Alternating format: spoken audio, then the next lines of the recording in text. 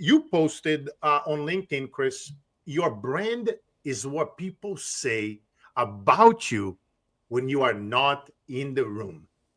How do we engineer that conversation as solopreneurs? Because I see a lot of people struggling with that, Chris.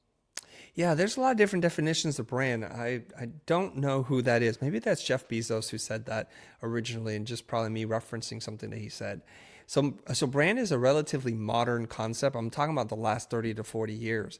Prior to that, branding was something that some rancher would heat up iron and then stamp their cow because as they graze and there's what is it, poachers or people who steal cattle, they're like, well, that's not your cow, that's my cow. And they would use these marks as brands to say, this is mine, this is who owns it, so that they can arrest or put those people into jail, whatever it is.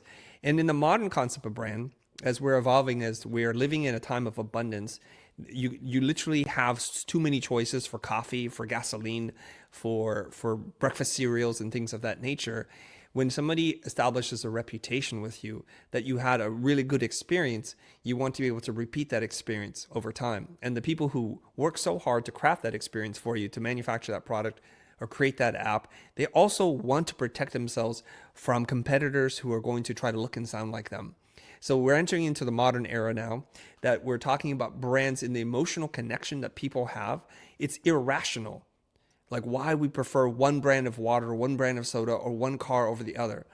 People who drive trucks, they're usually Ford people or they're Chevy people, and we can't figure out why, but it has something to do with how you identify within the culture and the community, what your dad or grandfather drove. It just becomes part of your tradition, and you draw lines in the sand, whether you're a Democrat, Republican, a Libertarian, or some other person. It's just how you identify.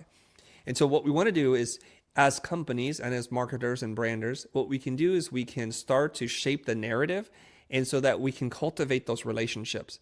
It has to come from a place of truth, because if you say it so many times but people don't actually believe it, the brand is what the people say, it's not what you say.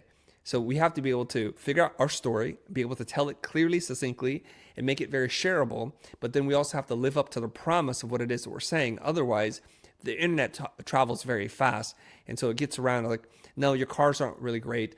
You use cheap ingredients in your food products, and there was a contamination, and so that becomes your brand.